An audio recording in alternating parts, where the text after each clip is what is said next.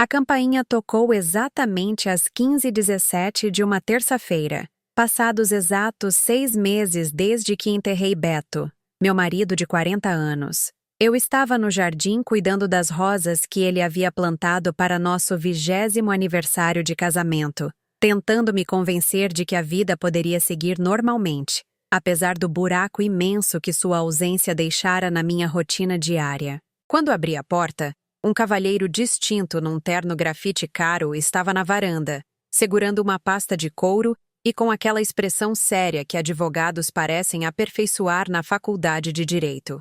Dona Rosa Albuquerque. Meu nome é Dr. Eduardo Torres, da Torres em Associados. Tenho algumas instruções um tanto extraordinárias de seu falecido marido que deveriam ser entregues precisamente 6 meses após seu falecimento. Meu coração disparou. Beto sempre fora cheio de surpresas durante nosso casamento, mas instruções póstumas entregues por advogados era uma novidade até para ele. Instruções? Doutor Torres? O testamento de meu marido foi lido meses atrás. Estava tudo bem claro. Dona Rosa Albuquerque, este assunto é separado dos procedimentos de inventário padrão. Posso entrar? O que preciso discutir com a senhora é de natureza um tanto incomum. Eu conduzi o doutor Torres até a sala de estar, notando como ele olhou ao redor de nossa casa modesta com o olho calculista de alguém acostumado a avaliar propriedades valiosas. Beto e eu vivíamos confortavelmente, mas sem luxo. Ele trabalhava como historiador marítimo, especializado em naufrágios perdidos, enquanto passei minha carreira como historiadora de arte na universidade local. Dona Rosa Albuquerque, seu marido procurou meu escritório em 1985 com instruções muito específicas sobre um legado que deveria ser entregue à senhora, sob circunstâncias particulares. 1985? Isso foi há quase 40 anos. Que tipo de legado exige 4 décadas de espera? O tipo que depende da conclusão de exatos 40 anos de casamento. Dona Rosa Albuquerque, seu marido foi bastante específico quanto ao momento. Senti um arrepio estranho quando as palavras do Dr. Torres desencadearam uma memória que eu havia enterrado tão profundamente que quase esquecera de sua existência. De repente, eu tinha 28 anos novamente, parada em nosso minúsculo primeiro apartamento, tendo uma daquelas conversas bobas de recém-casados sobre o futuro. Se você aguentar ficar casada comigo por 40 anos, Beto tinha dito com aquele sorriso maroto que me atraíra a ele, eu vou te dar algo impossível de imaginar. Eu tinha rido e o chamado de ridículo, dizendo que 40 anos pareciam uma eternidade quando estávamos casados há apenas 5 minutos. Nunca mais mencionamos a conversa e, honestamente, presumi que Beto tivesse esquecido completamente. Doutor Torres, o senhor está me dizendo que Beto se lembrou de uma aposta boba que fizemos quando éramos recém-casados? Dona Rosa Albuquerque, seu marido nunca esqueceu nada que fosse importante para ele, e aparentemente esta promessa em particular era muito importante. O doutor Torres abriu sua pasta e retirou 3 itens. Uma chave dourada ornamentada que parecia pertencer a um castelo medieval, um envelope lacrado com meu nome escrito na caligrafia cuidadosa de Beto e um envelope menor contendo o que parecia ser um endereço. As instruções de seu marido foram bem específicas. Se a senhora completasse exatos 40 anos de casamento, o que fez, Dona Rosa Albuquerque, por precisamente 11 dias antes de seu falecimento, eu deveria lhe entregar estes itens e esta informação. Olhei para a chave, que era diferente de tudo que eu já tinha visto. Era pesada, claramente antiga, com intrincados nós celtas esculpidos em sua superfície e pequenas joias incrustadas no cabo. O que esta chave abre? Acredito que a carta explicará tudo, Dona Rosa Albuquerque. No entanto, seu marido foi muito claro ao enfatizar uma instrução em particular. A senhora deve lidar com este assunto inteiramente sozinha. Ele solicitou especificamente que não envolvesse seus filhos ou quaisquer outros membros da família no que quer que a senhora descubra. Não envolver Paulo e Olívia? Isso parece estranho. Sempre fomos uma família unida. Dona Rosa Albuquerque, estou apenas transmitindo as instruções explícitas de seu marido. Ele foi bastante enfático neste ponto. Depois que o Dr. Torres saiu, sentei-me na poltrona favorita de Beto, segurando a chave misteriosa e olhando para o envelope que continha sua mensagem final para mim. 40 anos de casamento haviam me ensinado que meu marido era capaz de surpresas elaboradas, mas esta parecia diferente, mais significativa do que seus habituais gestos românticos. Abri a carta com os dedos trêmulos e comecei a ler a caligrafia familiar de Beto.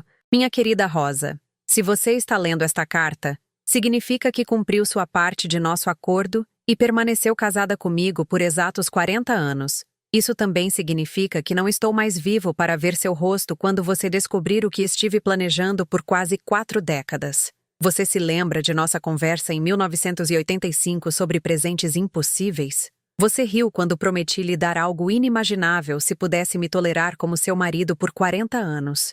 Rosa, eu levei a sério cada palavra dessa promessa e passei a maior parte do nosso casamento fazendo-a se tornar realidade. O endereço no segundo envelope a levará a algo que preparei para o seu futuro. Um futuro que eu esperava que passássemos juntos, mas que agora percebo que você talvez tenha que desfrutar sem mim.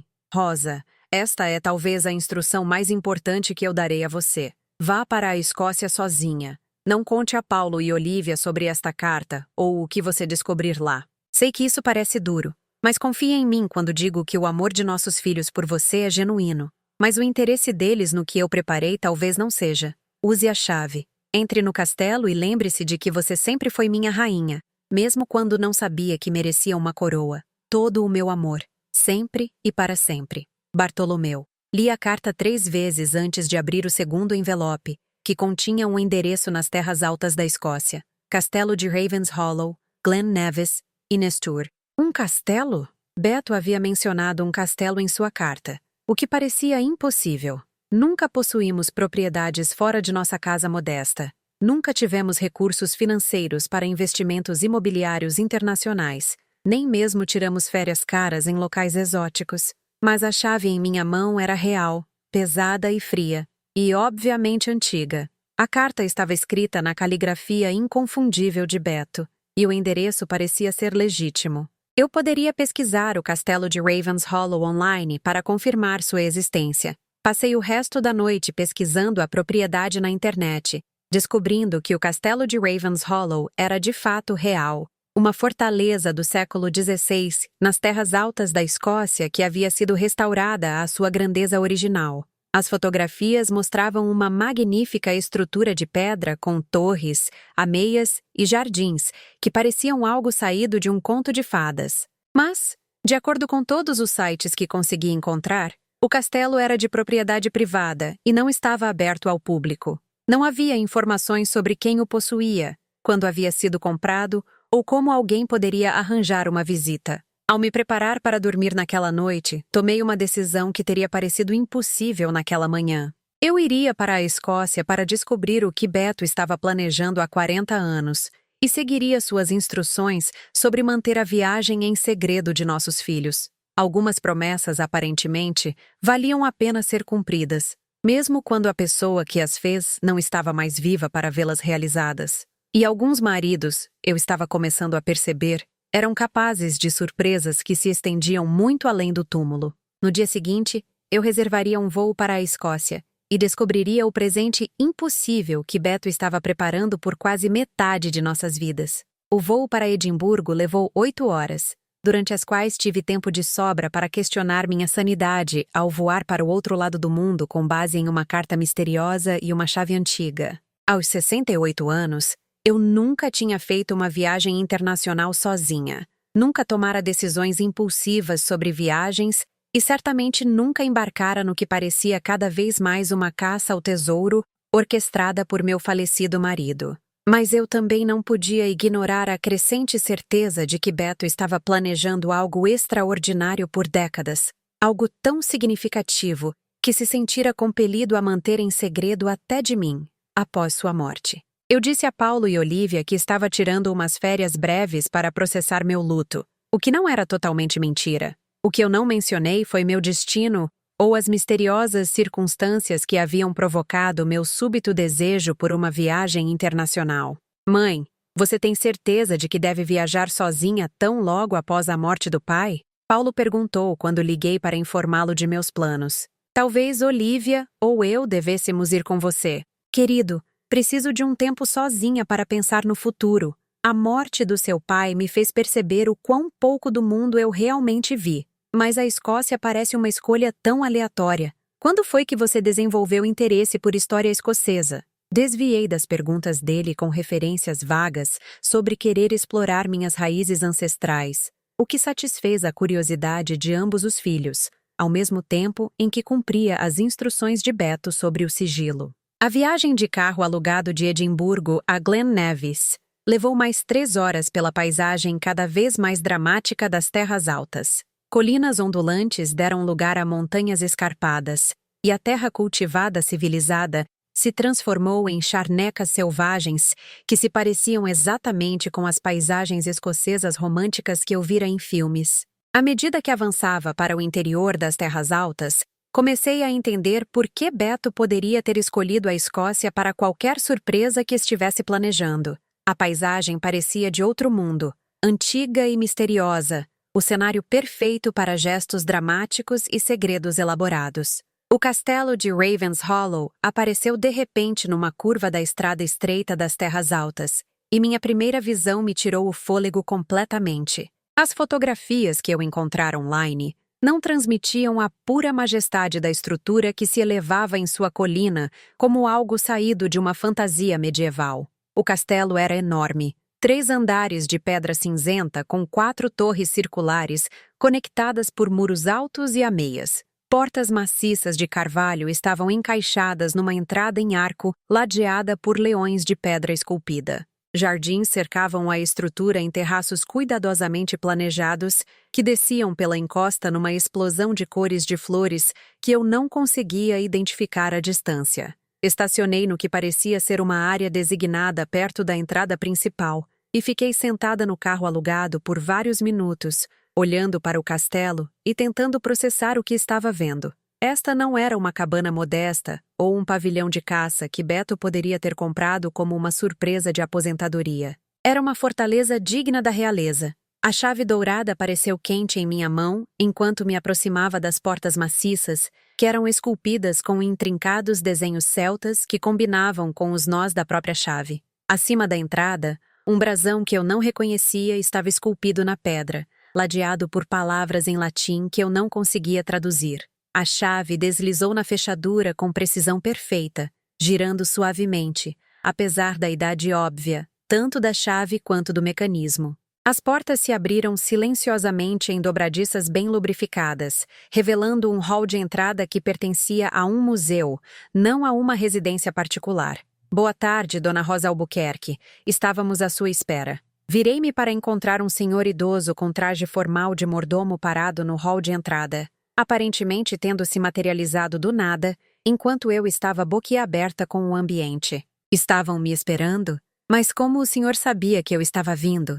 Dona Rosa Albuquerque, eu sou Anderson, o mordomo-chefe do castelo. O senhor Albuquerque deixou instruções muito específicas sobre sua eventual chegada e suas necessidades durante sua estadia conosco. Beto deixou instruções? Há quanto tempo o senhor trabalha aqui? Estou a serviço do senhor Albuquerque há 15 anos. Dona Rosa Albuquerque, toda a equipe está se preparando para sua chegada há bastante tempo. Olhei ao redor do hall de entrada, absorvendo detalhes que se tornavam mais impressionantes com um exame mais atento. As paredes de pedra estavam adornadas com tapeçarias que pareciam genuinamente medievais, intercaladas com retratos de nobres em trajes de época. Uma grande escadaria curvava-se para uma galeria que dava para o hall principal, seu corrimão esculpido no que parecia ser uma única peça de carvalho. Henderson, receio não entender o que está acontecendo aqui. Meu marido nunca mencionou ter propriedades na Escócia. Nunca mencionou empregar funcionários. Nunca mencionou nada sobre isso. Dona Rosa Albuquerque, talvez a senhora queira ver seus aposentos privados e se refrescar após a viagem. O senhor Albuquerque deixou uma carta detalhada explicando tudo, que fui instruído a lhe entregar assim que a senhora tivesse tempo para se acomodar. Henderson me conduziu por corredores que pareciam se estender infinitamente pelo castelo, passando por salas repletas de móveis antigos, pinturas a óleo e objetos decorativos que pareciam pertencer aos melhores museus. Cada janela oferecia vistas espetaculares da paisagem das terras altas que cercava o castelo. Meus aposentos privados acabaram sendo uma suíte de quartos que poderiam ter abrigado uma família real.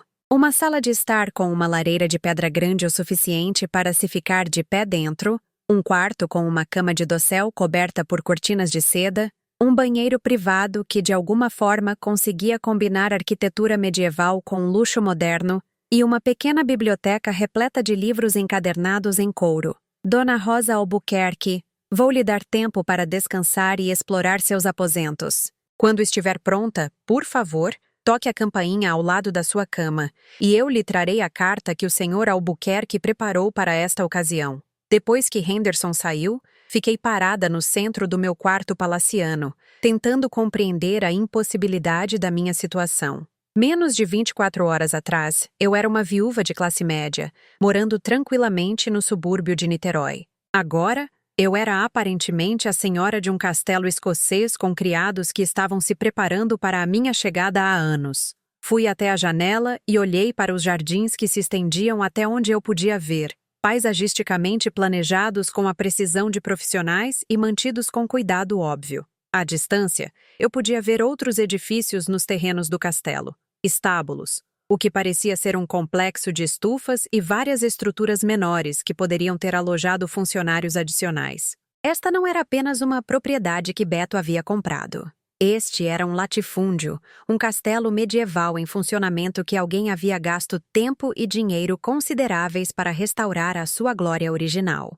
Mas como meu marido, um historiador marítimo que nunca havia demonstrado sinais de riqueza extraordinária, conseguiu adquirir e manter algo assim, e por que ele manteve isso em segredo pelo que Henderson sugeriu ter sido por pelo menos 15 anos? Toquei a campainha ao lado da minha cama, pronta para ler qualquer explicação que Beto tivesse preparado para a surpresa mais extraordinária de nosso casamento de 40 anos. Alguns segredos, eu estava começando a entender, eram grandes demais para serem revelados, enquanto o guardião do segredo ainda estivesse vivo para enfrentar perguntas sobre eles. E alguns maridos, aparentemente, eram capazes de criar realidades alternativas inteiras, enquanto suas esposas permaneciam completamente alheias à sua existência. Henderson retornou em minutos, carregando uma bandeja de prata contendo um serviço de chá e um envelope selado com cera azul escura, com o mesmo brasão que eu notara acima da entrada do castelo. O envelope era grosso, sugerindo uma carta substancial, e meu nome estava escrito nele na caligrafia distinta de Beto. Dona Rosa Albuquerque. O Sr. Albuquerque foi bem específico ao pedir que a senhora lesse esta carta em particular e dedicasse o tempo que fosse necessário para processar as informações que ela contém. Henderson, antes de ler isso, preciso lhe perguntar uma coisa. Há quanto tempo o senhor conhece meu marido? Eu conheci o Sr. Albuquerque há 17 anos, Dona Rosa Albuquerque, quando ele comprou o castelo de Ravens Hollow. Eu havia trabalhado para os proprietários anteriores e fui incluído como parte da transição do patrimônio. 17 anos. Beto comprou este castelo há 17 anos. Sim, Dona Rosa Albuquerque. Ele gastou tempo e recursos consideráveis restaurando a propriedade à sua condição atual, embora ele a visitasse talvez apenas 2 vezes por ano até recentemente. Fiquei tonta ao processar essa informação. 17 anos atrás teria sido 2007, quando eu pensava que Beto estava apenas fazendo suas habituais viagens de pesquisa para estudar arqueologia marítima. Aparentemente, essas viagens de pesquisa incluíam a compra e reforma de um castelo escocês. Henderson, meu marido alguma vez mencionou por que manteve esta propriedade em segredo da família? O Sr. Albuquerque foi bem claro que Ravens Hollow estava sendo preparado como um presente especial para a senhora, Dona Rosa Albuquerque, para ser revelado apenas sob circunstâncias específicas. Ele sentiu que a surpresa seria mais significativa se a senhora a descobrisse naturalmente, em vez de ser explicada enquanto ele estivesse vivo para ver sua reação. Ux! Depois que Henderson se retirou, acomodei-me na luxuosa sala de estar com meu chá e cuidadosamente quebrei o selo de cera da carta de Beto. Dentro, encontrei várias páginas de sua caligrafia, juntamente com o que pareciam ser documentos históricos e fotografias. Minha amada Rosa, Se você está lendo esta carta no castelo de Ravenshollow, significa que deu o primeiro passo para descobrir o segredo mais importante que guardei durante nosso casamento. Espero que você perdoe a natureza elaborada desta revelação, mas algumas histórias são extraordinárias demais para serem contadas sem o cenário e o contexto adequados. Rosa, tudo o que você está experimentando em Ravenshollow, o castelo, os funcionários, os terrenos, pertence a você. Comprei esta propriedade há 17 anos e a preparei como sua futura residência, embora eu esperasse compartilhar muitos anos aqui com você, em vez de deixá-la descobrir sozinha. Mas, para entender por que escolhi este castelo em particular e por que passei quase 2 décadas preparando-o para você, preciso que você saiba sobre algo que descobri há 25 anos e que mudou nossas circunstâncias financeiras de maneiras que nunca lhe contei. Parei minha leitura, sentindo-me cada vez mais desorientada por essas revelações sobre compras secretas de imóveis e circunstâncias financeiras ocultas. Eu administrei nosso orçamento doméstico por 40 anos e nunca detectei qualquer renda ou despesa incomum que sugerisse que Beto tinha recursos suficientes para comprar castelos escoceses.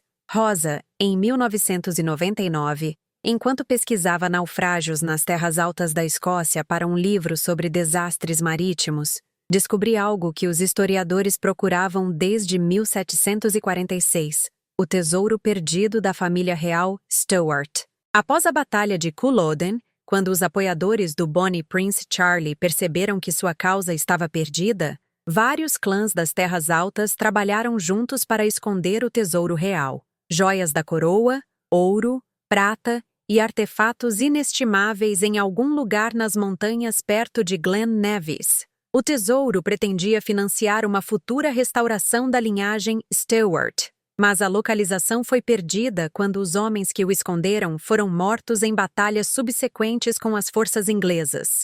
Por 253 anos, caçadores de tesouros, historiadores e arqueólogos procuraram nas Terras Altas o que ficou conhecido como a Coroa Perdida da Escócia. Estima-se que o tesouro valesse milhões, mas a maioria dos especialistas presumiu que havia sido descoberto décadas atrás e vendido em particular, ou que a localização havia sido perdida para sempre. Pousei a carta e olhei pela janela para a paisagem das Terras Altas, tentando processar o que Beto estava me dizendo. Ele havia encontrado um tesouro lendário que estava perdido há mais de 2 séculos, e ele aparentemente usou essa descoberta para comprar este castelo. Rosa, encontrei o tesouro em 1999, escondido em um sistema de cavernas a cerca de 25 quilômetros de onde você está sentada agora. A localização havia sido tão habilmente escondida que me levou 3 verões de busca sistemática para localizar a entrada,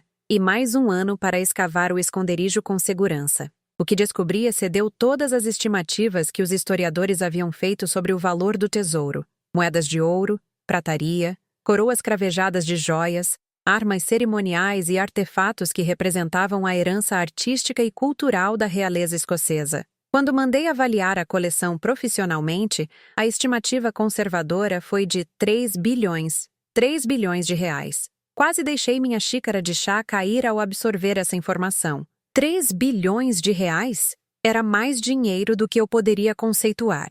Muito menos imaginar meu modesto marido adquirindo através da caça ao tesouro. Rosa, sei que você deve estar se perguntando por que nunca lhe contei sobre essa descoberta. E por que não usei imediatamente o tesouro para transformar nosso estilo de vida? A resposta é complicada, mas se resume à minha certeza de que uma riqueza enorme e repentina teria mudado a dinâmica de nossa família de maneiras que poderiam não ter sido benéficas. Eu vi o que aconteceu com pessoas que ganharam na loteria ou herdaram fortunas inesperadas. Como parentes e amigos começaram a tratá-las de forma diferente. Como os filhos desenvolviam expectativas irrealistas sobre dinheiro. Como casamentos eram tensionados pelas pressões que acompanhavam a riqueza repentina.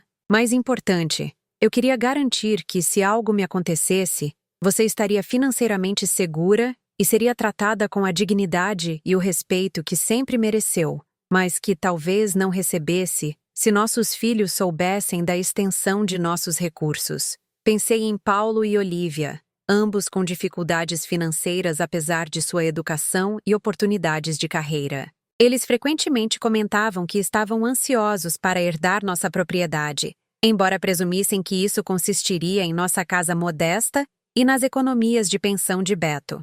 Rosa, passei 17 anos criando Ravens Hollow como um lugar onde você pudesse viver como a rainha que sempre foi aos meus olhos. O castelo é totalmente equipado, completamente mantido e financeiramente dotado para operar indefinidamente, sem exigir qualquer contribuição sua. Mas o castelo é apenas parte do que estou lhe deixando. Amanhã, Henderson lhe mostrará o cofre do tesouro que construí sob o castelo, onde a coleção real Stewart está exibida em um museu particular que pertence inteiramente a você. Você agora controla uma fortuna que a maioria das pessoas não conseguiria gastar em 10 vidas, e você tem os recursos para viver como quiser pelo resto de seus dias. Minha querida Rosa, você se casou com um historiador marítimo e descobriu que agora é a rainha secreta de um castelo escocês com um tesouro real em seu porão. Bem-vinda à sua nova vida. Todo o meu amor eterno, Bartolomeu. Terminei de ler e fiquei em silêncio atordoado, olhando ao redor da luxuosa sala de estar que aparentemente pertencia a mim, em um castelo que aparentemente pertencia a mim, guarnecido com um tesouro que havia sido perdido por 278 anos. Alguns maridos deixavam para suas esposas fundos de aposentadoria confortáveis. Meu marido aparentemente me tornara uma das mulheres mais ricas do mundo, enquanto criava um cenário de conto de fadas, para eu desfrutar dessa riqueza. A questão agora era se eu estava pronta para me tornar a rainha, que Beto sempre acreditou que eu merecia ser. Naquela noite, mal dormi, apesar da luxuosa cama de dossel, que poderia ter acomodado uma família real inteira. Fiquei acordada olhando para o teto ornamentado, tentando conciliar a vida humilde que vivi por 40 anos com as circunstâncias extraordinárias que Beto aparentemente vinha orquestrando desde 1999. A cada poucas horas, eu me levantava e ia até a janela para confirmar que a paisagem das terras altas era real, que eu não estava experimentando alguma alucinação elaborada induzida pelo luto. O luar iluminando os terrenos do castelo e as montanhas distantes me convenceu de que o que estava acontecendo era genuíno, independentemente de quão impossível parecesse. Pela manhã, cheguei à decisão de ver o cofre do tesouro que Henderson havia mencionado. Em parte porque eu precisava de provas concretas das afirmações de Beto, e em parte porque não conseguia imaginar voltar para Niterói sem entender a extensão total do que meu marido havia descoberto e preparado. Henderson apareceu prontamente às 9 horas com o serviço de café da manhã, e a discreta pergunta sobre se eu me sentia pronta para visitar a coleção histórica do castelo. Henderson, antes de prosseguirmos, preciso entender algo sobre o status legal deste tesouro. Se Beto encontrou artefatos que pertencem à herança cultural escocesa, certamente há leis sobre a posse e a notificação de tais descobertas. Dona Rosa Albuquerque. O Sr. Albuquerque foi muito minucioso em relação aos aspectos legais de sua descoberta. O tesouro foi encontrado em terras privadas que ele havia comprado especificamente para pesquisa arqueológica, e ele trabalhou com as autoridades britânicas para estabelecer uma propriedade legal clara. Todos os artefatos foram devidamente documentados e registrados nas agências governamentais apropriadas, e as autoridades ficaram à vontade com ele, mantendo uma coleção dessa importância histórica em mãos privadas. O Sr. Albuquerque doou várias peças para o Museu Nacional da Escócia e forneceu financiamento substancial para a preservação histórica das terras altas. Em troca, ele recebeu autorização legal para manter a maior parte da coleção sob custódia privada, com o entendimento de que ela seria eventualmente disponibilizada para pesquisa acadêmica. Essa informação ajudou a aliviar algumas de minhas preocupações sobre a legitimidade da aquisição do tesouro por Beto. Meu marido havia sido metódico em tudo mais em sua vida. Aparentemente, ele foi igualmente cuidadoso com as dimensões legais e éticas de sua descoberta arqueológica. Henderson me conduziu por corredores que eu não tinha visto no dia anterior, passando por salas que continham o que pareciam ser antiguidades e obras de arte inestimáveis. Descemos uma escadaria de pedra que parecia medieval, mas que era surpreendentemente moderna sob os pés, sugerindo uma reforma recente para garantir a segurança, mantendo a autenticidade histórica. O Sr. Albuquerque dedicou um esforço considerável para criar um ambiente adequado para exibir e preservar a coleção Stewart. Henderson explicou enquanto nos aproximávamos de uma pesada porta de madeira embutida na parede de pedra. Controle de clima, sistemas de segurança e protocolos de conservação que atendem aos padrões de museu. A porta se abriu para revelar algo que pertencia aos melhores museus do mundo. O cofre do tesouro era enorme. Uma série de salas conectadas, esculpidas na fundação do castelo e transformadas em elegantes espaços de exposição. Vitrines revestiam as paredes, cada uma contendo artefatos que brilhavam sob sistemas de iluminação profissional. Coroas de ouro cravejadas de esmeraldas, safiras e rubis que capturavam a luz como o brilho estelar aprisionado, armas cerimoniais de prata com cabos envoltos em fio de ouro, cálices cravejados de joias que provavelmente adornaram mesas reais séculos antes da Revolução Americana. Meu Deus, Henderson, isso é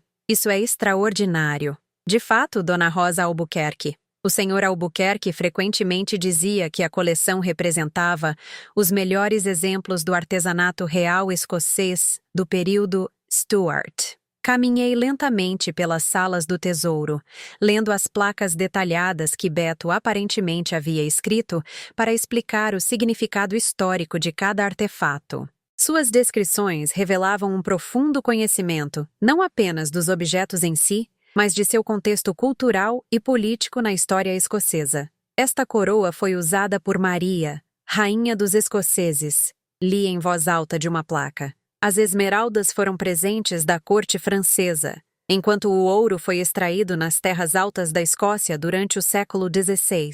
O Sr. Albuquerque pesquisou cada peça extensivamente. Henderson confirmou. Ele queria entender não apenas seu valor monetário, mas suas histórias e conexões com as pessoas que as possuíram. Na sala final do tesouro, encontrei algo que me tirou completamente o fôlego. Uma réplica exata da sala do trono no Palácio de Holyrood, mobiliada com a própria cadeira do trono que havia sido usada por monarcas escoceses por séculos. Henderson, isso é um trono real de verdade? De fato, Dona Rosa Albuquerque. De acordo com a pesquisa do Sr. Albuquerque, esta cadeira foi usada para a coroação de vários monarcas Stuart, antes de ser escondida com o resto do tesouro em 1746. Aproximei-me do trono com algo que beirava a reverência, passando os dedos nos braços esculpidos que haviam sido tocados por reis e rainhas reais séculos atrás. A cadeira estava estofada em veludo azul escuro que parecia recentemente restaurado, mas a moldura de madeira mostrava a pátina da idade e do significado histórico. O Sr. Albuquerque frequentemente mencionava que esperava que a senhora usasse esta sala para ocasiões especiais. Henderson disse calmamente. Ele sentia que a senhora merecia experimentar como era sentar em um trono real de verdade. Beto queria que eu sentasse em um trono? Dona Rosa Albuquerque? O Sr. Albuquerque frequentemente dizia que a senhora tinha sido a rainha dele por 40 anos, e que era hora de a senhora ter uma coroa que combinasse com sua dignidade. Olhei para o trono, pensando em 40 anos de casamento com um homem que aparentemente me via como realeza, enquanto eu me via como uma professora de classe média com ambições comuns e expectativas modestas. Henderson, o que exatamente meu marido planejou para minha vida aqui em Ravens Hollow?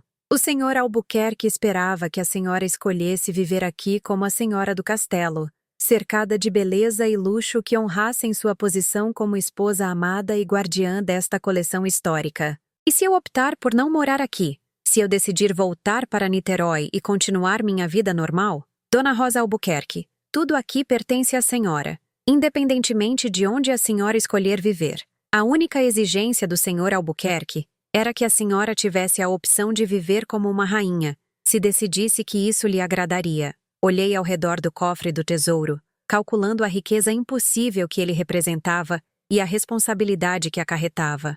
Beto havia me dado não apenas dinheiro, mas artefatos culturais que me conectavam a séculos de história escocesa e tradição real. Henderson, Preciso lhe perguntar algo importante. Meu marido alguma vez mencionou algo sobre o relacionamento de nossos filhos com esta herança? A expressão de Henderson se tornou cuidadosamente neutra, sugerindo que ele estava esperando por essa pergunta. Dona Rosa Albuquerque, o Sr. Albuquerque sentiu-se muito forte em relação ao tesouro e ao castelo permanecerem sob seu controle exclusivo durante sua vida, sem interferência de outros membros da família que talvez não entendessem o significado histórico da coleção. Ele estava preocupado que Paulo e Olivia vissem o tesouro como um ativo financeiro, em vez de uma responsabilidade cultural. O Sr. Albuquerque sentiu que uma riqueza enorme e repentina poderia mudar os relacionamentos familiares da senhora de maneiras que não beneficiariam ninguém envolvido. Alguns caçadores de tesouros passavam a vida procurando ouro e joias. Meu marido havia encontrado o maior tesouro da história escocesa e passado 17 anos transformando-o em uma vida de conto de fadas para sua esposa. Agora eu tinha que decidir se era corajosa o suficiente para me tornar a rainha que ele sempre acreditou que eu merecia ser. Naquela noite, sentei-me no que Henderson me informou ser minha sala de jantar particular, comendo uma refeição preparada pelo que ele casualmente mencionou ser o chefe do castelo. A sala de jantar era menor do que o salão formal de banquetes que ele havia me mostrado antes, mas ainda assim, grandiosa o suficiente para sediar um jantar para 20 pessoas. A refeição foi extraordinária. Salmão escocês de origem local, vegetais assados dos jardins do castelo, e vinho do que Henderson descreveu como a adega particular do Sr. Albuquerque. Tudo foi servido em porcelana que ostentava o mesmo brasão que eu vira por todo o castelo. Henderson, a qual família pertence o brasão exibido em Ravens Hollow? Esse é o brasão da família Albuquerque, Dona Rosa Albuquerque. O Sr. Albuquerque mandou pesquisá-lo e desenhá-lo quando comprou o castelo. Ele sentiu que estabelecer uma identidade heráldica adequada era importante para a dignidade da propriedade. Beto criou seu próprio brasão de família? De fato, Dona Rosa Albuquerque, ele trabalhou com o Colégio de Armas em Londres para estabelecer direitos heráldicos legítimos com base em sua ancestralidade escocesa e sua guarda da coleção do Tesouro Stewart. Olhei para o design intrincado bordado no guardanapo ao lado do meu prato, percebendo que Beto não apenas havia adquirido um castelo e um tesouro real, mas também estabelecera a estrutura legal para vivermos como nobreza escocesa real. Após o jantar, Henderson me presenteou com o que descreveu como os diários particulares do Sr. Albuquerque, detalhando sua pesquisa e planejamento para Ravens Hollow. Os diários preenchiam 3 volumes encadernados em couro e narravam 17 anos de preparação meticulosa para a minha eventual descoberta de sua vida secreta. Passei a noite lendo as entradas que revelavam a incrível abrangência do planejamento de Beto. 15 de março de 2008. Concluídas as negociações para a compra de acres adicionais ao redor do castelo. Rosa precisará de privacidade e segurança quando se instalar aqui eventualmente. 3 de setembro de 2010. Entrevistei potencial equipe doméstica. Devo encontrar pessoas que entendam que estão servindo alguém que merece tratamento real, mesmo que ela não perceba seu próprio valor. 12 de dezembro de 2014. Finalizada a instalação do sistema de controle de clima com qualidade de museu no cofre do tesouro. Cada artefato deve ser preservado perfeitamente para o desfrute de Rosa e eventuais decisões sobre acesso público. 7 de abril de 2018. Rosa mencionou se sentir desvalorizada depois que a universidade a preteriu novamente para a chefia de departamento. Ela não tem ideia de que em breve terá seu próprio castelo, onde sua inteligência e dignidade serão devidamente reconhecidas. Os diários revelaram que Beto estava pensando em mim constantemente durante suas viagens secretas à Escócia, vendo cada melhoria no castelo como um presente para a esposa que ele sentia que merecia mais do que a vida modesta que nossas finanças públicas podiam proporcionar. Mas a entrada mais reveladora estava datada de apenas 6 meses antes de sua morte. 15 de junho de 2024. Visitei Ravens Hollow pelo que pode ser a última vez antes que Rosa o descubra. Minha saúde está declinando mais rápido do que eu esperava, mas tudo está preparado para a chegada dela. Henderson e a equipe entendem suas responsabilidades. Os documentos legais estão finalizados. Rosa terá tudo o que precisa para viver como a rainha que sempre foi. Meu maior arrependimento é que não estarei lá para ver o rosto dela quando perceber o que herdou, mas talvez seja melhor assim. Ela pode tomar decisões sobre o futuro sem se preocupar com meus sentimentos ou expectativas. Rezo para que ela escolha ficar em Ravens Hollow e aceite a vida de dignidade e luxo que tentei criar para ela. Mas mesmo que decida voltar para Niterói, ela saberá que, por 40 anos, alguém a amou o suficiente para construir um reino para ela.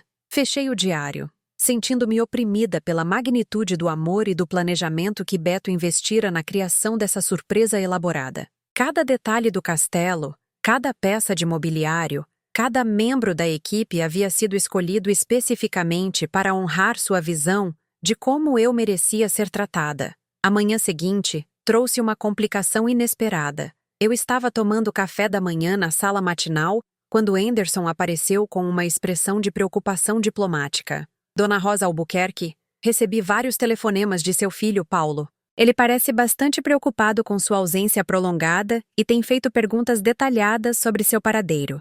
Meu coração afundou quando percebi que estava em Ravens Hollow há 3 dias, sem entrar em contato com meus filhos.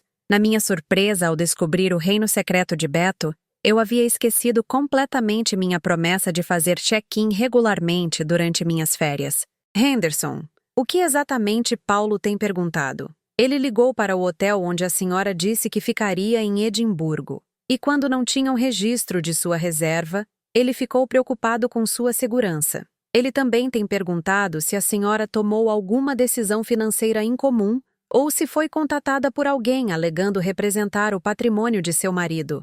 Senti um arrepio de apreensão ao reconhecer as implicações da investigação de Paulo. Meu filho estava claramente desconfiado de minha súbita viagem à Escócia, e suas perguntas sugeriam que ele poderia suspeitar que eu estava lidando com aspectos desconhecidos dos assuntos financeiros de Beto. Henderson, o senhor acha que Paulo pode tentar me localizar aqui? Dona Rosa Albuquerque, é certamente possível que uma investigação persistente possa eventualmente levá-lo a Ravens Hollow, especialmente se ele envolver investigadores particulares ou profissionais jurídicos em sua busca. Pensei nos avisos explícitos de Beto sobre manter Ravens Hollow em segredo de nossos filhos. Na época, suas instruções pareciam desnecessariamente cautelosas, mas agora eu estava começando a entender suas preocupações sobre como Paulo e Olivia poderiam reagir ao descobrir a riqueza oculta de seus pais. Henderson, o que aconteceria se meus filhos soubessem sobre o castelo e a coleção de tesouros? A expressão diplomática de Henderson sugeria que ele estava esperando por essa pergunta e havia pensado muito sobre ela. Dona Rosa Albuquerque. Em minha experiência, riquezas herdadas inesperadas frequentemente criam dinâmicas familiares que podem ser bastante desafiadoras de navegar. O Sr. Albuquerque estava particularmente preocupado que o conhecimento do tesouro pudesse mudar a maneira como seus filhos se relacionavam com a senhora pessoalmente. Ele estava preocupado que eles me vissem como uma fonte de herança, em vez de como a mãe deles. O Sr. Albuquerque sentiu fortemente que seus anos finais deveriam ser gastos desfrutando de relacionamentos baseados em afeto genuíno, em vez de gerenciar expectativas sobre distribuição financeira. Naquela tarde, liguei para Paulo da linha telefônica particular do castelo para tranquilizá-lo sobre minha segurança, evitando cuidadosamente quaisquer detalhes sobre minha localização ou atividades reais. Mãe, eu estava morrendo de preocupação. O hotel em Edimburgo disse que nunca ouviu falar de você, e quando liguei para a companhia aérea, eles disseram que você voou para a Escócia, mas não puderam me dar nenhuma outra informação. Paulo, estou perfeitamente bem. Decidi ser mais espontânea sobre meu itinerário e tenho ficado em lugares diferentes, dependendo do que parecia interessante. Mãe, isso não se parece nada com você. Desde quando você toma decisões de viagem espontâneas? E por que você não estava atendendo seu celular? Percebi que minha recém-descoberta independência e confiança, produtos de descobrir que eu era dona de um castelo e de um tesouro real, já estavam mudando meu comportamento de maneiras que preocupavam meus filhos. Alguns segredos, eu estava aprendendo, eram impossíveis de manter indefinidamente. E algumas rainhas tinham que decidir se estavam prontas para revelar suas coroas a membros da família, que talvez não estivessem preparados para ver sua mãe como realeza.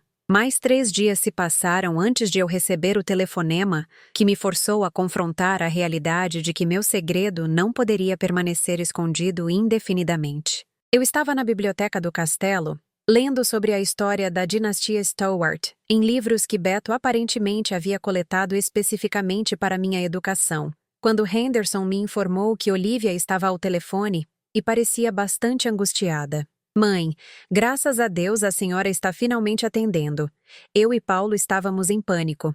Sabemos que a senhora não está onde disse que estaria, e estávamos considerando registrar um boletim de ocorrência de pessoa desaparecida. Olivia, querida, eu disse a Paulo que estou perfeitamente segura. Eu simplesmente tenho explorado a Escócia mais extensivamente do que planejei originalmente. Mãe, isso não é como a senhora. Em 40 anos, a senhora nunca fez uma viagem espontânea para lugar nenhum, muito menos desapareceu para um país estrangeiro sem o planejamento adequado. Estamos preocupados que o luto possa estar afetando seu julgamento. Senti um lampejo de irritação com a sugestão de minha filha de que minha recém-descoberta independência representava um julgamento prejudicado, em vez de crescimento pessoal. Viver em Ravenshollow por uma semana já havia mudado minha perspectiva sobre minhas próprias capacidades e desejos de maneiras que aparentemente alarmavam meus filhos. Olivia, sou uma mulher adulta, perfeitamente capaz de tomar decisões de viagem sem consultar meus filhos adultos. Mãe, é exatamente com isso que estamos preocupados. A senhora está falando como uma pessoa completamente diferente. A mãe que eu conheço nunca falaria conosco com este tipo de autoridade. Autoridade. A palavra me atingiu como particularmente reveladora sobre como meus filhos percebiam minha personalidade e capacidade de tomada de decisão. Aparentemente, o tom confiante que desenvolvi desde que descobri minha herança real era notável o suficiente para preocupá-los. Olivia, talvez descobrir que posso cuidar de mim mesma não devesse ser surpreendente para ninguém. Mãe, por favor, diga-nos exatamente onde a senhora está. Paulo tem pesquisado suas transações de cartão de crédito e sabemos que a senhora alugou um carro e dirigiu para as terras altas da Escócia. Só queremos ter certeza de que a senhora está segura. Senti uma compreensão fria de que meus filhos estavam rastreando minhas atividades financeiras e investigando meu paradeiro com a persistência de pessoas que suspeitavam que algo significativo estava sendo escondido delas. Paulo tem pesquisado minhas transações de cartão de crédito? Por que vocês achariam isso apropriado? Porque o pai acabou de morrer há 6 meses e de repente a senhora está agindo completamente fora do personagem enquanto viaja sozinha em um país estrangeiro. Mãe, nós a amamos e estamos preocupados que alguém possa estar se aproveitando de sua vulnerabilidade emocional. Após encerrar a ligação com promessas de fazer check-in com mais regularidade, encontrei Henderson e pedi-lhe que providenciasse uma linha telefônica internacional segura para que eu pudesse entrar em contato com o Dr. Torres, o advogado que entregou as instruções iniciais de Beto. Dr. Torres, preciso de conselhos sobre uma situação em desenvolvimento com meus filhos que ameaça a privacidade do legado de meu marido. Dona Rosa Albuquerque, que tipo de situação se desenvolveu? Meus filhos estão investigando minhas atividades de viagem e parecem suspeitar que estou lidando com aspectos desconhecidos do patrimônio de meu marido. Estou preocupada que eles possam eventualmente localizar Ravenshollow e descobrir a coleção de tesouros. Dona Rosa Albuquerque, seu marido antecipou essa possibilidade e deixou instruções legais muito específicas sobre como proteger sua privacidade e direitos de propriedade. O castelo e a coleção são mantidos em um trust irrevogável com a senhora, como única beneficiária e trustee. Mesmo que seus filhos descubram a existência da propriedade, eles não teriam base legal para acessar o patrimônio ou informações sobre seu conteúdo. Mas e quanto aos relacionamentos familiares? Se eles souberem que herdei uma riqueza extraordinária, enquanto os permitia acreditar que temos recursos modestos, isso não criará um dano permanente aos nossos relacionamentos? Dona Rosa Albuquerque, essa decisão cabe em última análise à senhora. Seu marido esperava que a senhora tivesse tempo para se ajustar às suas novas circunstâncias antes de tomar decisões sobre a divulgação familiar. Mas ele também entendeu que segredos dessa magnitude podem ser difíceis de manter indefinidamente. Naquela noite, tomei uma decisão que parecia tanto necessária quanto aterrorizante. Liguei para os meus 2 filhos e os convidei a se juntarem a mim na Escócia para o que descrevi como uma importante conversa familiar sobre o legado de seu pai. Mãe, que tipo de conversa sobre legado exige viajar para a Escócia? Paulo perguntou com óbvia suspeita. O tipo que seu pai passou 17 anos planejando e que eu passei a última semana tentando entender por mim mesma. 17 anos? Mãe? Do que a senhora está falando, afinal? Seu pai me deixou algumas surpresas muito significativas, sobre as quais acho que você e Olivia devem aprender diretamente, em vez de descobri-las através de suas investigações sobre minhas transações de cartão de crédito.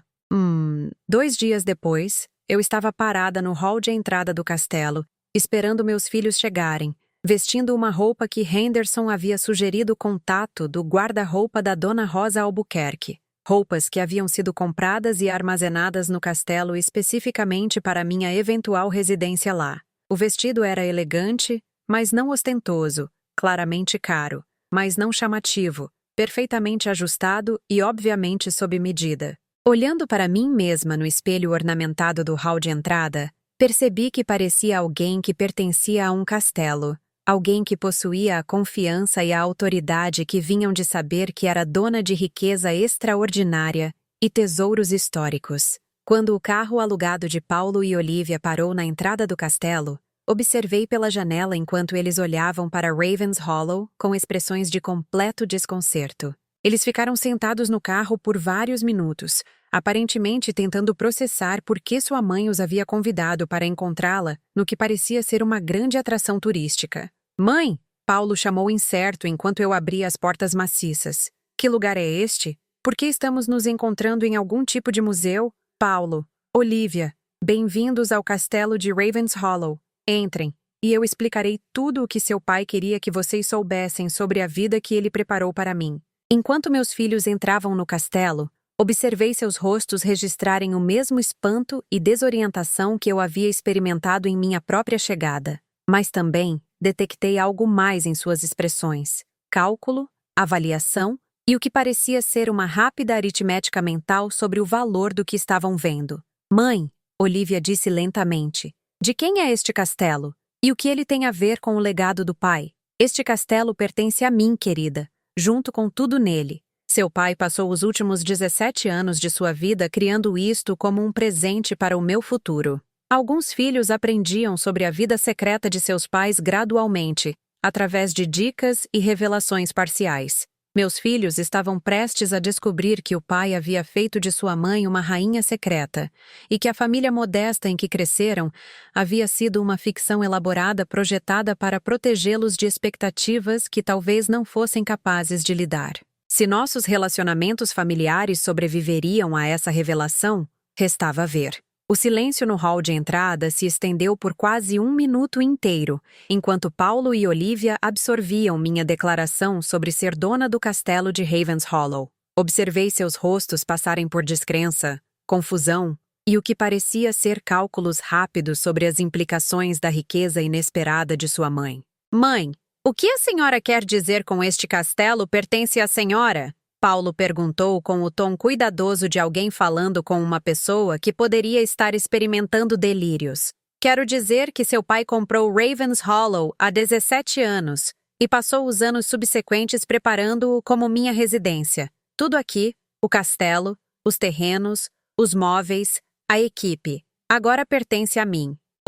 Olivia olhou ao redor do hall de entrada com óbvia apreciação pela arte e antiguidades caras, seu olho de designer de interiores avaliando automaticamente o valor do que estava vendo. Mãe, esta propriedade deve valer milhões. Como o pai pôde pagar algo assim sem que soubéssemos? Foi exatamente o que perguntei a Henderson quando cheguei aqui há 1 semana. A resposta é complicada e envolve uma descoberta que seu pai fez há 25 anos e que mudou drasticamente nossas circunstâncias financeiras. Eu os conduzi à sala de estar principal, onde Henderson havia arranjado um serviço de chá em uma mesa que provavelmente havia sido feita para a nobreza do século XVIII. Enquanto meus filhos se acomodavam em cadeiras que poderiam ter mobiliado um palácio real, comecei a explicar a descoberta do tesouro Stewart por Beto e sua decisão de manter nossa riqueza recém-descoberta em segredo durante nosso casamento. A senhora está dizendo que o pai encontrou algum tipo de tesouro perdido? Paulo interrompeu. Mãe, isso parece algo saído de um romance de aventura, não da vida real. Eu entendo seu ceticismo, Paulo. Senti o mesmo quando li a carta de seu pai explicando tudo, mas a evidência é bastante convincente. Entreguei-lhes cópias dos documentos históricos que Beto havia deixado para mim, incluindo fotografias do esconderijo do tesouro antes de ele o mover para o castelo, a papelada legal que estabelecia sua propriedade da coleção e a correspondência com as autoridades britânicas sobre o significado arqueológico de sua descoberta. Meu Deus! Olivia sussurrou enquanto estudava fotografias de coroas de ouro e artefatos cravejados de joias. Essas peças parecem pertencer à Torre de Londres. De acordo com a pesquisa de seu pai, elas são significativamente mais valiosas e historicamente importantes do que muitos dos itens exibidos em coleções reais. O tesouro Stewart foi escondido por 278 anos e representa os melhores exemplos do artesanato real escocês do período medieval. Paulo examinou os documentos legais com sua atenção de contador aos detalhes, aparentemente procurando por evidências de que toda a história era uma fraude elaborada ou um mal-entendido. Mãe, estes documentos parecem ser legítimos, mas ainda não entendo por que o pai manteve algo tão significativo em segredo da família por mais de 2 décadas. Seu pai estava preocupado que uma riqueza enorme e repentina mudasse nossos relacionamentos familiares de maneiras que poderiam não ser benéficas. Ele queria garantir que nosso casamento e a infância de vocês não fossem influenciados por expectativas sobre dinheiro herdado. Mas, mãe, Olivia disse com óbvia frustração, nós tivemos dificuldades financeiras durante toda a nossa infância. Pegamos empréstimos estudantis para a faculdade, trabalhamos em vários empregos, vivemos modestamente, enquanto aparentemente estávamos sentados em uma fortuna que valia centenas de milhões. Como o pai pôde justificar nos manter ignorantes sobre recursos que poderiam ter tornado nossas vidas significativamente mais fáceis? Reconheci a raiva na voz de Olivia e percebi que as preocupações de Beto sobre a dinâmica familiar eram bem fundamentadas. Meus filhos já estavam calculando como suas vidas poderiam ter sido diferentes se tivessem sabido do tesouro, em vez de se concentrarem no presente extraordinário que Beto havia criado para o meu futuro. Seu pai sentiu que o caráter era construído através da superação de desafios, em vez de através do acesso fácil a riquezas herdadas. Ele queria que vocês dois desenvolvessem independência e ética de trabalho que não fossem comprometidas por expectativas sobre dinheiro familiar. Construção de caráter. O tom de Paulo carregava óbvia amargura. Mãe, eu estou trabalhando 60 horas por semana há 15 anos, tentando construir segurança financeira para minha família. Enquanto isso, o pai estava secretamente mantendo um castelo escocês, enquanto me via lutar com pagamentos de hipoteca e fundos universitários para meus filhos. Eu me senti na defensiva em relação às decisões de Beto, reconhecendo que meus filhos estavam processando a revelação exatamente como ele temia que fariam, focando em como o sigilo os havia prejudicado, em vez de apreciar a natureza extraordinária do que ele havia realizado. Paulo, a decisão do seu pai de manter o tesouro em segredo não foi sobre punir você ou a Olivia. Foi sobre proteger nossa família das complicações que acompanham a riqueza repentina. Que complicações? Olivia exigiu. A complicação de poder comprar coisas boas. A complicação de não se preocupar com segurança financeira. A complicação de poder seguir carreiras baseadas na paixão, em vez de na necessidade econômica.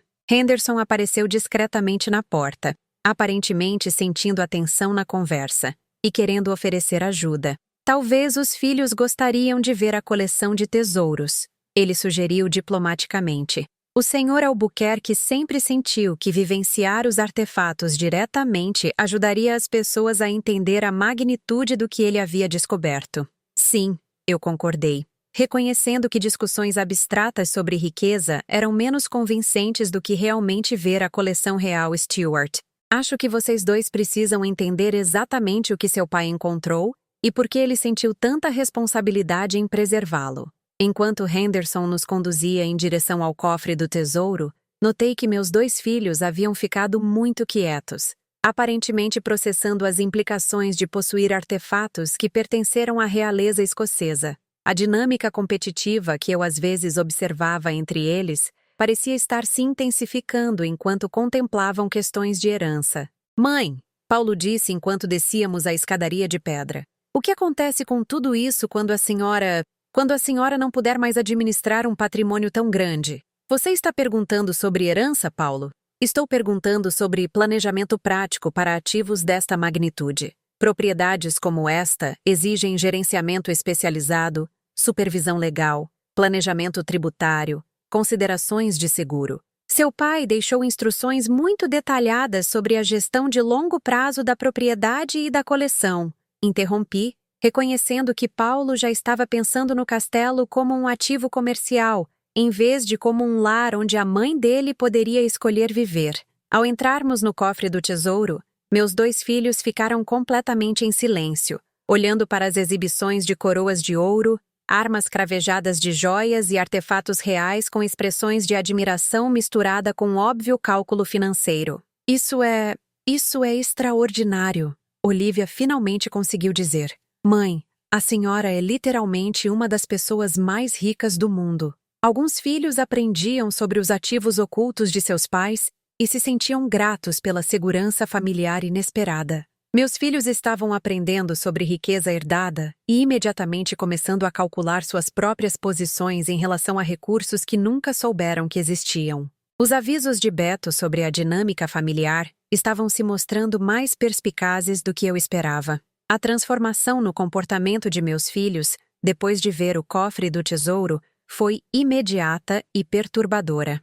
Em poucas horas após descobrirem a extensão da minha herança, eles mudaram de filhos preocupados com as viagens misteriosas da mãe para conselheiros estratégicos ansiosos para discutir o gerenciamento adequado de ativos extraordinários. "Mãe, precisamos conversar sobre os protocolos de segurança para uma coleção desse valor", Paulo anunciou durante o jantar, que o chefe do castelo havia preparado especificamente para acomodar a visita de meus filhos. Documentação de seguro, avaliações profissionais, implicações fiscais, há dezenas de considerações que exigem atenção imediata. Seu pai passou 17 anos abordando essas considerações, Paulo. Tudo foi devidamente documentado, segurado e legalmente estruturado. Mas, mãe, o planejamento do pai foi projetado para circunstâncias diferentes. Agora que a senhora é a única proprietária de ativos que valem centenas de milhões, a senhora precisa de aconselhamento financeiro contemporâneo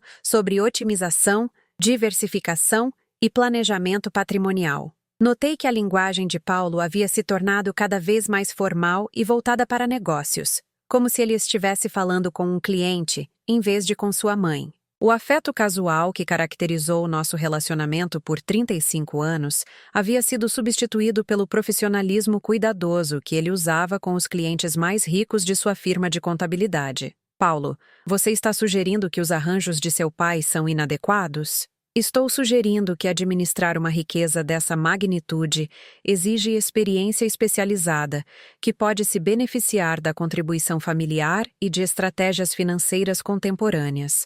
Olivia adotou uma abordagem diferente, mas igualmente preocupante, focando no que ela descreveu como otimização de estilo de vida para minhas novas circunstâncias. "Mãe, a senhora precisará de um guarda-roupa completo apropriado para sua posição como senhora de um castelo como este. Estilistas pessoais, secretários sociais, planejadores de eventos. Há toda uma infraestrutura exigida para viver neste nível da sociedade." "Olivia, estou morando aqui há mais de uma semana e não senti falta de nenhuma comodidade necessária. Mas, mãe, a senhora está pensando muito pequeno. Com recursos como este, a senhora poderia estar organizando galas de caridade, eventos culturais, arrecadações de fundos políticas. A senhora poderia ter uma influência social significativa se posicionasse estrategicamente." Percebi que meus 2 filhos imediatamente começaram a imaginar papéis expandidos para si mesmos em relação à minha recém-descoberta riqueza. Paulo como conselheiro e gerente financeiro, Olivia como consultora de estilo de vida e coordenadora social. Nenhum dos dois parecia particularmente interessado em meus próprios sentimentos sobre viver em Ravens Hollow ou em meus desejos sobre como passar meus anos restantes. Filhos, e se eu dissesse a vocês que estou considerando vender o castelo e doar a coleção de tesouros para museus apropriados? O alarme que brilhou em seus rostos foi revelador. Mãe, isso seria extremamente prematuro, Paulo disse rapidamente. Grandes decisões financeiras não devem ser tomadas sem uma análise abrangente de alternativas e implicações. E mãe, pense no impacto cultural que a senhora poderia ter ao manter a coleção em particular, Olivia acrescentou. A propriedade privada permite mais flexibilidade na forma como os artefatos são exibidos e compartilhados com o público. Reconheci que minha pergunta hipotética sobre a venda havia desencadeado respostas protetoras imediatas, como se meus filhos já tivessem começado a pensar no castelo e no tesouro como ativos familiares que exigiam a opinião deles antes que qualquer decisão importante pudesse ser tomada. Naquela noite, depois que meus filhos se retiraram para seus quartos de hóspedes, tive uma conversa particular com Henderson sobre minhas observações do comportamento deles. Henderson, meu marido deixou alguma instrução específica sobre como lidar com pressões familiares em relação à gestão da propriedade? Dona Rosa Albuquerque. O Sr. Albuquerque foi bem específico que todas as decisões sobre o castelo e a coleção deveriam permanecer inteiramente sob seu controle, sem influência de membros da família que talvez não entendessem o significado histórico do que ele havia preservado. Não? Ele antecipou que Paulo e Olivia poderiam tentar influenciar minhas escolhas? O Sr. Albuquerque sentiu fortemente que pessoas que não passaram anos pesquisando a importância cultural da coleção poderiam vê-la principalmente como um ativo financeiro, em vez de como uma responsabilidade para com a herança escocesa. A manhã seguinte trouxe uma conversa que confirmou minhas crescentes preocupações sobre as motivações de meus filhos. Encontrei Paulo e Olivia na biblioteca do castelo, aglomerados sobre laptops e documentos legais, aparentemente conduzindo pesquisas sobre gerenciamento de propriedades e planejamento de herança. Mãe, estivemos discutindo algumas ideias para otimizar sua posição financeira. Paulo começou com óbvio entusiasmo. Existem estruturas sofisticadas de trust que poderiam fornecer vantagens fiscais, ao mesmo tempo em que garantem a supervisão profissional da gestão de ativos. E mãe, estive pesquisando fundações culturais e modelos de museus privados que podem permitir que a senhora mantenha o controle da coleção, enquanto recebe benefícios fiscais substanciais para programas de acesso público, Olivia acrescentou. Vocês estiveram pesquisando minhas opções financeiras sem me consultar primeiro? Queríamos apresentar à senhora alternativas abrangentes para que pudesse tomar decisões informadas, Paulo explicou.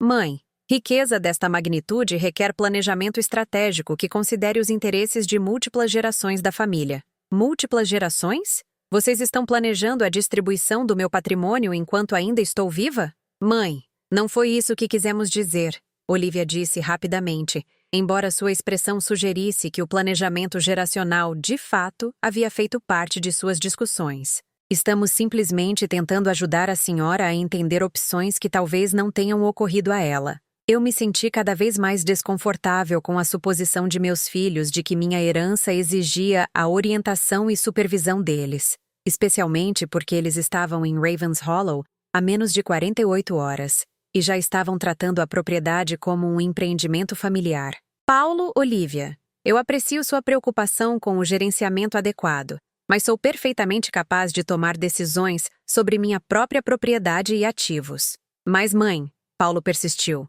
a senhora não tem experiência em gerenciar riqueza neste nível. A complexidade de participações internacionais, artefatos culturais, gerenciamento de equipe, conformidade legal. Estas são áreas onde a orientação profissional poderia prevenir erros dispendiosos. Ah, e mãe, Olivia acrescentou. Somos família. Queremos ajudar a senhora a desfrutar de sua herança, ao mesmo tempo em que garantimos que tudo esteja devidamente estruturado para o futuro. Olhei para meus filhos reconhecendo que suas ofertas de ajuda vinham de um cuidado genuíno, misturado com um óbvio interesse próprio em manter o envolvimento com ativos que eles nunca esperaram que sua família possuísse. Filhos, preciso que vocês entendam algo importante. Seu pai me instruiu especificamente a lidar com esta herança de forma independente, sem pressão ou contribuição familiar sobre como devo viver ou que decisões devo tomar.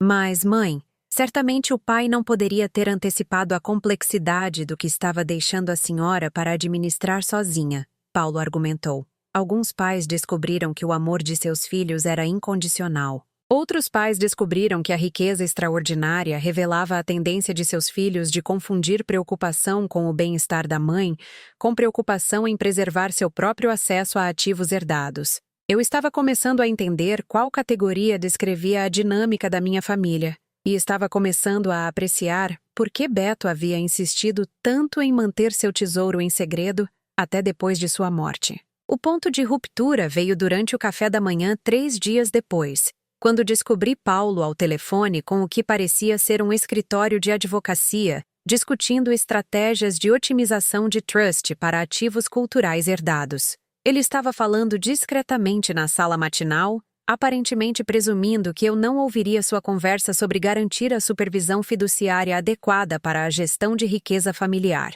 Paulo, quem exatamente você está consultando sobre meu patrimônio? Meu filho pareceu assustado, claramente não esperando ser pego discutindo meus assuntos financeiros com terceiros. Mãe, eu estava simplesmente coletando informações sobre as melhores práticas para gerenciar coleções deste tipo. Existem empresas especializadas que lidam com museus particulares e trusts culturais. Você estava coletando informações sobre como gerenciar minha herança sem me consultar primeiro. Mãe, eu estava tentando ajudar. Ativos desta magnitude exigem supervisão profissional, que vai além do que a senhora pode se sentir confortável em lidar independentemente. Eu me senti furiosa com a suposição de que eu era incapaz de gerenciar meus próprios assuntos. E ainda mais furiosa com a aparente crença de Paulo de que ele tinha o direito de pesquisar opções de gerenciamento para propriedades que pertenciam inteiramente a mim. Paulo, minha propriedade e minhas decisões financeiras não são assuntos apropriados para sua pesquisa e consulta independentes. Mas, mãe, somos família. Queremos garantir que a senhora esteja protegida de potenciais erros ou exploração por pessoas que possam se aproveitar de sua inexperiência com a gestão de riqueza.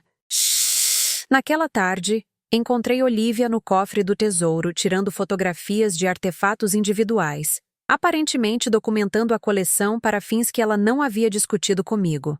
Olivia, o que você está fazendo? Mãe, estou criando um inventário visual das peças mais significativas para fins de seguro e avaliação. Com uma coleção tão valiosa, a senhora precisa de documentação abrangente para segurança e planejamento patrimonial. Eu pedi para você criar um inventário? Mãe, a senhora mencionou que o pai havia documentado tudo, mas pensei que uma avaliação contemporânea adicional poderia ser útil para entender os valores atuais de mercado. Percebi que meus 2 filhos haviam começado a agir como se fossem herdeiros conjuntos da propriedade, em vez de visitantes de uma propriedade que pertencia exclusivamente a mim. Eles estavam tomando decisões, conduzindo pesquisas e implementando planos sem me consultar, aparentemente assumindo que os relacionamentos familiares lhes davam autoridade para se envolverem em meus assuntos financeiros. Olivia, a coleção foi avaliada profissionalmente várias vezes, e toda a documentação está atualizada e abrangente. Não preciso que você crie inventários adicionais. Mas, mãe, certamente ter o envolvimento familiar na compreensão e preservação desses ativos é benéfico para todos os envolvidos. Naquela noite, liguei para o Dr. Torres para discutir a situação em desenvolvimento com o comportamento de meus filhos. Dr. Torres, meus filhos parecem acreditar que têm algum tipo de participação em minhas decisões de herança, apesar do fato de sua documentação estabelecer claramente minha propriedade exclusiva de todos os ativos. Dona Rosa Albuquerque, este é precisamente o cenário que seu marido antecipou e a razão pela qual ele foi tão específico sobre manter sua autoridade independente sobre a propriedade. O que o senhor recomendaria para lidar com a pressão familiar sobre a gestão de ativos? Dona Rosa Albuquerque, Seu marido deixou instruções muito claras para esta situação. Se membros da família começassem a tratar sua herança como um recurso compartilhado que exigia a contribuição deles, ele queria que a senhora implementasse o que ele chamou de divulgação protetora. Uma divulgação protetora? Seu marido preparou documentação que deixaria claro para os membros da família que o relacionamento futuro deles com a senhora e qualquer herança potencial dependem inteiramente do respeito deles pela sua independência e autoridade de tomada de decisão. O Dr. Torres providenciou a entrega de documentos legais adicionais que Beto havia preparado especificamente para gerenciar a dinâmica familiar em torno da herança. Os papéis deixavam claro que qualquer tentativa de influenciar minhas decisões sobre a propriedade, me pressionar em direção a escolhas financeiras específicas ou tratar minha propriedade como ativos familiares resultaria em exclusão completa de quaisquer futuras considerações de herança. Armada com esta estrutura legal, solicitei uma reunião familiar na manhã seguinte para abordar o que descrevi como esclarecimentos importantes sobre herança e relacionamentos familiares. Paulo, Olívia, preciso que vocês entendam algo crucial sobre a estrutura legal e financeira de minha herança. Entreguei a cada um deles uma cópia dos documentos que o Dr. Torres havia preparado. Estes papéis deixam claro que minha herança é mantida em um trust irrevogável que me dá autoridade exclusiva sobre todas as decisões relativas ao castelo, à coleção de tesouros e a quaisquer ativos relacionados. O trust também especifica que quaisquer tentativas de membros da família de influenciar minhas escolhas ou tratar esses ativos como recursos compartilhados resultarão em sua exclusão completa de futuras considerações de herança. Observei meus filhos lerem os documentos com crescente alarme ao perceberem que suas tentativas de se envolverem na gestão da propriedade poderiam ter posto em risco seus próprios interesses financeiros futuros. Mãe, não estávamos tentando pressioná-la, Paulo disse cuidadosamente. Estávamos simplesmente oferecendo assistência com a gestão financeira complexa. Paulo, você estava consultando escritórios de advocacia sobre a otimização de trust para meus ativos sem minha permissão. Isso constitui tentativa de interferência em minha independência financeira.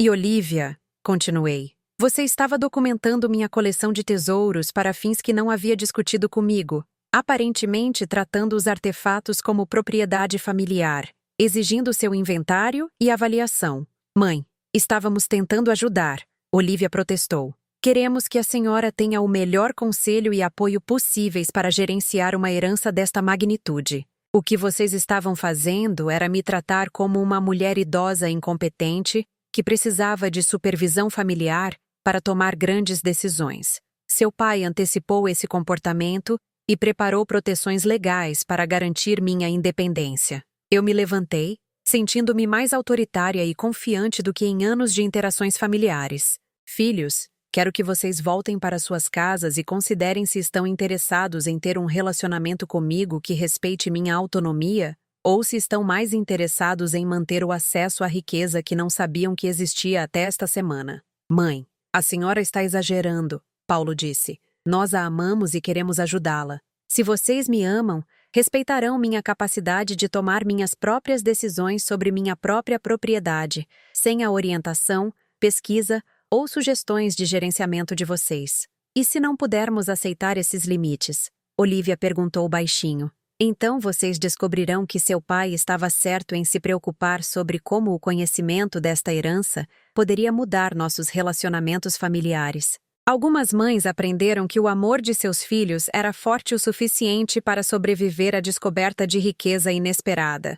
Outras mães aprenderam que a herança extraordinária revelava a diferença entre filhos que as amavam e filhos que amavam o dinheiro delas. Eu estava prestes a descobrir qual categoria descrevia a dinâmica da minha própria família.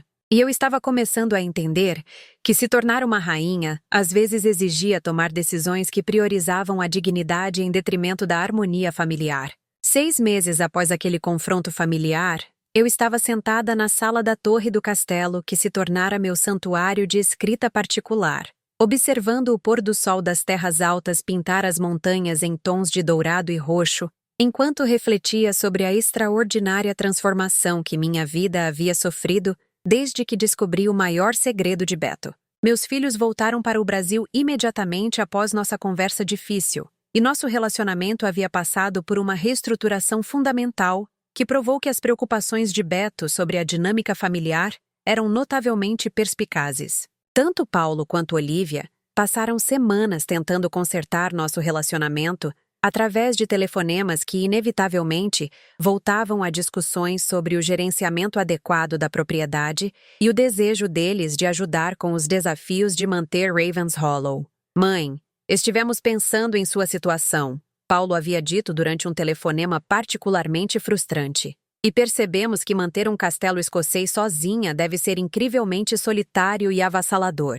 Paulo, não estou sozinha. Tenho Henderson e toda a equipe doméstica. Além disso, desenvolvi amizades com vários vizinhos e historiadores locais que apreciam o significado cultural do castelo. Mas, mãe, esses são relacionamentos de empregador e conexões sociais casuais. Somos sua família. A senhora não quer que estejamos envolvidos nesta fase importante de sua vida? Eu quero que vocês estejam envolvidos em minha vida como meus filhos que me amam, não como consultores que querem gerenciar meus ativos. A distinção provou ser difícil para eles aceitarem. Seus telefonemas se tornaram menos frequentes quando perceberam que eu não os convidaria para servir como conselheiros da propriedade, e sua comunicação mudou para verificações superficiais, em vez de conversas genuínas sobre minhas experiências como senhora de Ravens Hollow. A abordagem de Olívia foi mais sutil, mas igualmente persistente. Mãe, estive pesquisando fundações culturais e acho que existem oportunidades para a senhora ter um impacto social significativo através de iniciativas de caridade estratégicas sediadas no castelo. Olívia, já estou apoiando vários projetos locais de preservação histórica e estabeleci relacionamentos com museus interessados em acesso rotativo a partes da coleção. Mas, mãe, a senhora poderia estar fazendo muito mais. Com planejamento adequado e assistência profissional, Ravens Hollow poderia se tornar uma grande instituição cultural que atrai atenção internacional para a herança escocesa. E quem exatamente forneceria essa assistência profissional? Bem, eu tenho conexões no mundo dos museus através do meu trabalho de design, e Paulo tem experiência com gestão financeira de organizações sem fins lucrativos. Acabei parando de atender seus telefonemas quando ficou claro que eles não conseguiam separar seus papéis como meus filhos do desejo de se envolverem na gestão da minha herança. A ironia era que viver em Ravens Hollow havia se tornado mais gratificante do que eu jamais imaginara ser possível. Longe de estar isolada ou sobrecarregada, descobri que ser senhora de um castelo se adequava perfeitamente ao meu temperamento e interesses. Passei minhas manhãs trabalhando com o bibliotecário do castelo para catalogar e pesquisar os documentos históricos que Beto havia coletado junto com o tesouro. Minhas tardes eram frequentemente dedicadas a me corresponder com historiadores e curadores de museus ao redor do mundo que estavam ansiosos para aprender sobre artefatos específicos na coleção. Várias noites por semana, eu organizava pequenos jantares para acadêmicos locais, artistas e líderes comunitários que apreciavam a oportunidade de ver a coleção de tesouros e discutir a história escocesa em um cenário onde ela realmente havia sido vivida. Dona Rosa Albuquerque, sua pesquisa sobre o período Stuart forneceu insights que estão mudando a forma como entendemos a dinâmica política da Escócia do século XVIII. O professor MacLeod, da Universidade de Edimburgo, havia me dito durante uma visita recente: professor, ter acesso aos documentos primários e artefatos torna possível entender esses eventos históricos a partir de perspectivas que não estavam disponíveis para pesquisadores anteriores. Eu também descobri que realmente gostava dos aspectos práticos de gerenciar um grande latifúndio. Trabalhar com Henderson para supervisionar cronogramas de manutenção, coordenação de equipe e arranjos de visitantes havia despertado habilidades administrativas que eu nunca soubera que possuía. Dona Rosa Albuquerque, a senhora transformou Ravens Hollow exatamente no que o senhor Albuquerque imaginou. Henderson havia me dito recentemente. Um lugar onde a preservação histórica serve a propósitos educacionais, ao mesmo tempo em que mantém a dignidade e a beleza que ele queria que a senhora experimentasse. Henderson, o senhor acha que Beto ficaria satisfeito com a forma como escolhi viver aqui? Dona Rosa Albuquerque, O Sr. Albuquerque frequentemente dizia que a senhora tinha a inteligência e a graça para ser uma senhora adequada de um castelo como este, mas que a senhora nunca teve a oportunidade de descobrir essas capacidades.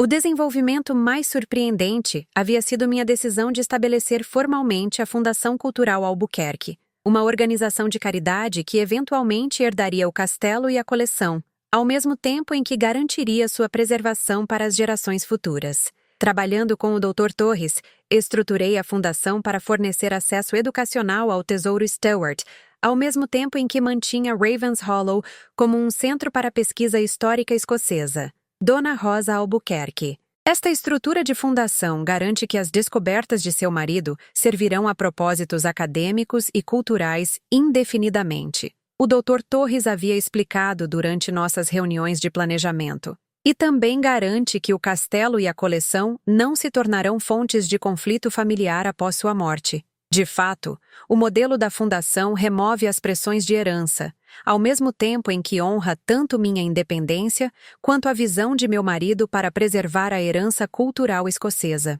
Na semana passada, recebi cartas de Paulo e Olivia respondendo à notícia sobre o estabelecimento da fundação. Suas reações confirmaram que eu havia tomado a decisão correta sobre proteger a propriedade de complicações familiares. A carta de Paulo foi formal e profissional. Mãe, embora respeitemos sua decisão de estabelecer uma fundação de caridade, esperamos que a senhora considere os interesses familiares na estrutura de governança e garanta a representação apropriada para seus herdeiros diretos. A carta de Olivia foi mais emocional. Mãe, estou desapontada por a senhora ter escolhido excluir seus filhos de participar na preservação do legado do pai. Poderíamos ter trabalhado juntas para honrar a memória dele, ao mesmo tempo em que mantínhamos conexões familiares com esta herança incrível. Nenhuma das cartas reconheceu minha felicidade em Ravens Hollow, ou expressou interesse genuíno em minhas experiências como a senhora do castelo. Ambas se concentraram em sua exclusão da governança e em sua perda de herança potencial, em vez de na minha realização no papel que Beto havia criado para mim. Nesta manhã, escrevi minhas cartas finais para os 2 filhos, convidando-os formalmente a visitar Ravens Hollow, como meus hóspedes sempre que desejassem desfrutar de nosso relacionamento como mãe e filhos. Ao mesmo tempo em que deixava claro que discussões sobre gestão de propriedade, governança de fundação ou planejamento de herança estavam permanentemente fora dos limites. Em 1985, meu marido apostou comigo que, se eu aguentasse ficar casada com ele por 40 anos, ele me daria algo impossível de imaginar. Quando abri aquela porta do castelo na Escócia, descobri que ele havia encontrado um tesouro real, avaliado em 3 bilhões de reais, e passado 17 anos criando um reino onde eu poderia viver como a rainha que ele sempre acreditou que eu era. Mas o presente mais impossível não foi o tesouro ou o castelo. Foi descobrir que, aos 68, eu tinha a coragem de escolher a dignidade em detrimento das expectativas familiares e viver como a soberana da minha própria vida extraordinária. Aos 71, eu não era mais Rosa Albuquerque, a professora modesta que vivia discretamente à sombra do marido. Eu era sua senhora, Rosa Albuquerque, senhora do castelo de Ravens Hollow e guardiã da coleção real Stewart, vivendo exatamente a vida de dignidade e propósito que meu marido passou 40 anos acreditando que eu merecia. Algumas rainhas herdaram suas coroas por acidentes de nascimento. Eu herdei a minha através de 40 anos de amor fiel e da coragem de aceitar o impossível quando me foi oferecido por mãos devotas. O pôr do sol das terras altas estava espetacular esta noite, pintando meu reino em tons de dourado que me lembravam diariamente que algumas apostas valiam a pena ser vencidas, mesmo quando se tinha que esperar 4 décadas para receber o prêmio. Fim.